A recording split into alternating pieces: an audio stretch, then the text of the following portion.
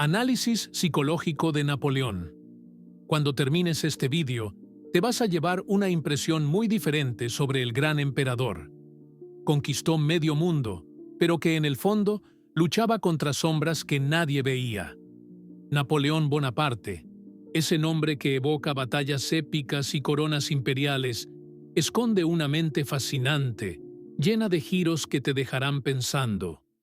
Vamos a desgranar su psique paso a paso, como si estuviéramos desenterrando un tesoro oculto, y verás cómo cada victoria en el campo de batalla era en realidad una batalla interna.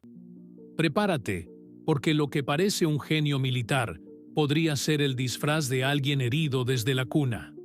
Empecemos por sus raíces, porque todo gran árbol crece de una semilla torcida. Nacido en una isla que acababa de ser anexada a un país extranjero, Napoleón creció sintiéndose como un extraño en su propia piel. Su padre, un hombre distante y ausente, no le dio el apoyo que un niño necesita para sentirse seguro. Y su madre, estricta hasta el punto de la severidad, le enseñó que el mundo es un lugar donde hay que pelear por cada migaja de respeto. ¿Te imaginas crecer así? Ese sentimiento de no pertenecer, de ser siempre el forastero, planta una semilla de inseguridad que, si no se cuida, crece hasta convertirse en un bosque de dudas. En psicología, esto se relaciona con lo que algunos llaman un apego inseguro, específicamente del tipo evitativo, donde uno aprende a no confiar en nadie más que en sí mismo.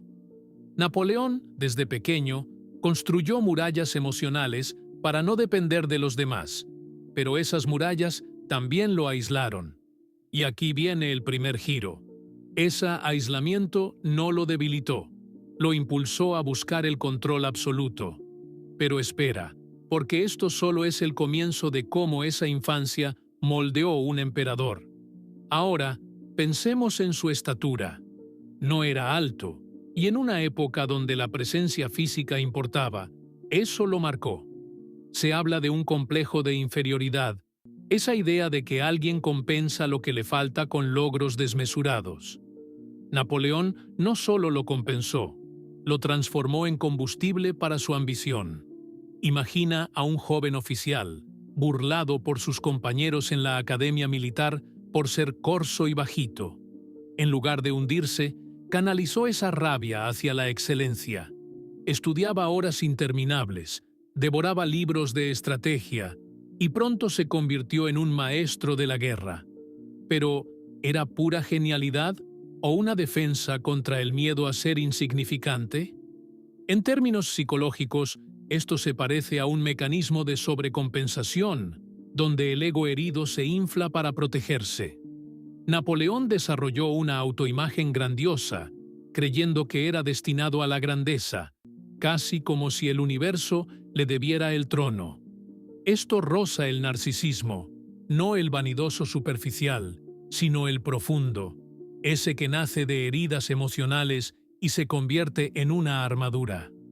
Te hace preguntarte, ¿sus conquistas eran por Francia o por sanar esa herida interna? Sigue conmigo, porque cuando veamos sus relaciones, todo se complica más. Ah, las relaciones. Aquí es donde la máscara se agrieta. Napoleón era un líder carismático que inspiraba a miles de soldados a seguirlo al infierno. Pero en lo personal, era un torbellino de emociones contradictorias. Toma su historia con Josefina, su gran amor. La conoció cuando ella era una viuda con hijos, y él un general ascendente. Se obsesionó con ella de una manera que hoy llamaríamos codependiente. Le escribía cartas apasionadas, llenas de celos y demandas, pero cuando ella no respondía como él quería, su ira explotaba. ¿Amor verdadero o necesidad de posesión? En psicología, esto apunta a un patrón donde el control emocional sobre el otro llena el vacío propio. Napoleón, con su apego evitativo, temía la vulnerabilidad, así que manipulaba para no ser abandonado. Pero la ironía es brutal. Él mismo era infiel, con amantes por toda Europa, mostrando una misoginia profunda.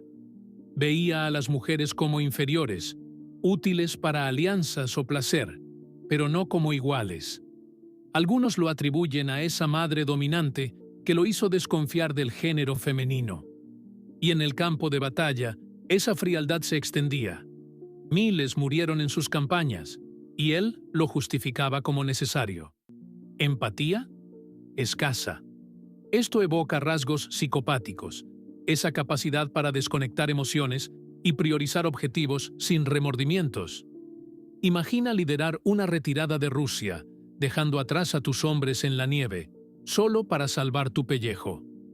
¿Genio estratégico o falta total de escrúpulos? La tensión sube, ¿verdad? Porque si esto es así, ¿qué pasaba en su mente durante las victorias? Hablemos de su mente en acción. Napoleón era un torbellino de energía. Planeaba campañas con una visión casi utópica, reformando leyes y expandiendo imperios. En psicología, esto podría relacionarse con episodios de euforia, donde la mente corre a 1000 por hora, ignorando riesgos. Algunos sugieren un trastorno bipolar, con picos de manía que lo hacían invencible en batalla y valles de depresión tras las derrotas. Piensa en Waterloo. Después de esa caída, su exilio en una isla remota lo hundió en la melancolía. Pero incluso allí, dictaba memorias para inmortalizarse. Ese perfeccionismo, esa incapacidad para delegar, gritaba un miedo al caos, al descontrol que recordaba su infancia inestable. Y en sus últimos años, la paranoia se apoderó. Veía traidores en todas partes, desconfiando hasta de sus médicos. ¿Era el peso del poder o una evolución de ese apego evitativo hacia la sospecha extrema? Napoleón se volvió cada vez más aislado, polarizado en su independencia, lo que en términos psicológicos puede llevar a una desconexión emocional total, incluso a la crueldad.